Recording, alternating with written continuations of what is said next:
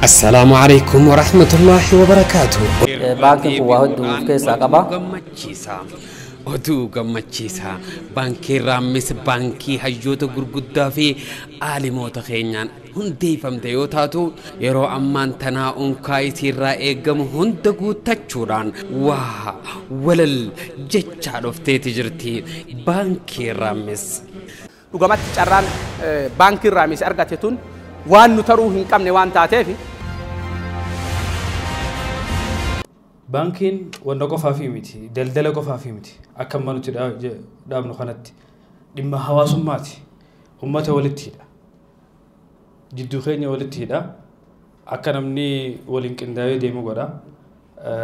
بانكين بواني ساهد دا أن دبينا ما تجرتون ناتات وني برا وني ندامو فدو سمو نما خينياتي تخفه هورين سيدا نما أولي أمو همولن ربي أولها خاص إيه ربي أولها خاص وننجا تشوفلو بروموشنين الرنفتنا أما أنتنا قديبونيك أتيبولها في وروريك أو اتلاينا يوجدتن don't forget a promotion قالتوا ما دوان دوسا مكان كيا عبد اللطيف أحمدين جامع هرجع لتاتي تيسون تيجي في النيدا خناف جويانا لا جويا جمّتشو أداتي جويانا كلانا نرى دبرين بيخو ما أعرف جنان ألان تنا إفت أسباني أناف جمّتشون تنا جالت هنجبتو خنافو خا جويان كون جويا جمّتشوتي وبوليان إسلاما نمسا قليت ينتا رجيسن هندينو بانكي خناتي سيامنا خوتا بانكي تنا تلمات داي سيدين جنة قلتوما بقى هي سواء هو عبد العزيز برتاخية توري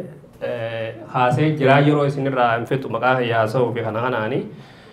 غافيلة تكتكا تخالي تجرا بليسا ينجتي نما برقو مدى هي ستكرقارو أنا يوما غاي ستين قد لدي ياهوي بانكين كون مدى هيوما قباني فكبوا قبو أنا جالا نمني بطنجرو نمني خلان اللي ندو باسي بانكين ومموني سي interesti dalani miti banking te wani ko guddatuuf maalanni ko wal qabamee investi godhame projectota daddarratti investi godhame bu'aa achirraa investmentiin suni ummata gargaara waan achirraa arkameen kan warri wani sheerii bitatanillee kan guddatanii bu'aa irraa arkatanii hojiidha uumti waa adda addaati uumti sanitti aanseewwaniin yeroo adda addaa taatee jirti akka waliigalaatti akka cuunfaattis nu yaadachiisuu barbaadu nu hundinuu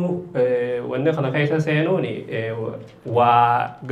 damee lamaani bu'aa damee lamaa qabdi dhuunfaa fi hawaasa dhuunfatti aalimoonni keenya kaasanii turanii akhiratti wanni nu qabdi galiillee irraa arganna jechuudha dhuunfatti akka hawaasatti ammoo ummata hiyyeessota gargaarti sanbira dabree jijjiirama ammaan tanaa dhufe kana yeroo gabaabaa dura baankiilee tokko qarshii miliyoona 500 walitti qabatanii ijatti yaaniin arge proposaalii wanniif dhiyeessanii dhoorkaman waan haaraa takkaatu dhufe amma jijjiiramaatiif dhufe jijjiiramni kuni wanni kun akkanaa kana nuti uummachuun keenya wanna kanarratti hojjechuun keenya jijjiiramni kun fuulduratti akkatti fufu bilisummaadha ammaas bilisummaa wanti qofaa miti haasaaf bilisummaadha waan akkanarratti hojjechuun baankii jechuun qabeenya fitti naanni ga godhu jechuudha naanni ga ni beektan gartee haroo naanni ga itti godhani qabeenya fitti dallee itti godhu qabeenyi dallee qabuutu waan nama baasa tebba nama baasa nu qabeenya keenya uummata keenya naanni gan qabu kan akkamiin naanni ga itti goona baankii fi hundeeffachuudhaan naanni ga itti goona jechuudha saniif baankiin tun haroonsi akka hin qullanne eegalliin siituu bishaan xadiidhaan akka eegalamtu karaa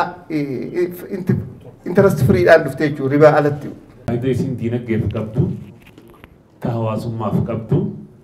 fi ta abboota waan kana horii kana walitti qabeef qabdu irratti nu barsiisan jechuudha. Dura wanni kun akka hawaasaas fayyaduuf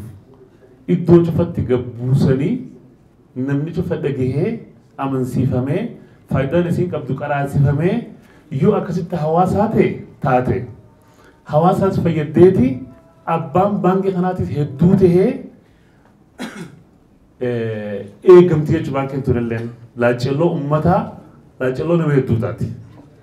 hawaasa keenya wanti inni hundeeffamuuf kaayyoonsaa hawaasa tajaajiluu fi tajaajila uummanni barbaadu akka shari'aadhaatitti akka amantii teenyaatitti osoo wal hin faalleessine akka shari'aa sanitti akka hayyamamutti kan baankii irraa fudhatuu fi kan baankii kaayatulleen kan kaayatus faayidaan baankii sanii akka investimentiidhaaf nama qabeenya baaseetitti maallaqni isaa san osoo dhalaan hangan harkata osoo hin jaamne waan maallaqni isaa san dalageeni faayidaa irraa argachuudha warri qabeenya qabu baankii kaayatee kan baankii irraa fuudhulleen osoo dhala hangana sirra kafalaan osoo hin taane faayidaa hojjetameen parsantii harkatamurratti abbaan qabeenya maallaqa isaa investimentiin ichi kaayate sanii fi baankiinis faayidaa san keessatti waliin hirmaatanii akkan kasaarallee hojjetaa yookaan warra beekumsa qaban baalamee hojjetamuun ekspertiidhaan hojjetamee faayidaa dhufe irratti sanirratti faayidaa hojjetame irratti kan fayyadamulleen kan kafaluu jechuudha. Kanaaf uummata keenya tajaajila kan rakkataan kan hojii beeku bakka irraa maallaqa fudhatee uummatni kun hojii isaa sanirratti maallaqa kana fuudhee hojii beekumsa isaa saniin irraa fayyadamuu jechuudha. Akkasumatti kan maallaqa qabu kan maallaqni isaa kan ittiin sossoo'u malee maallaqni isaa guddaan taa'u maallaqa isaa san ichi kaayee akka investimentiitti maallaqni isaa san wal dalaguufi jechuudha.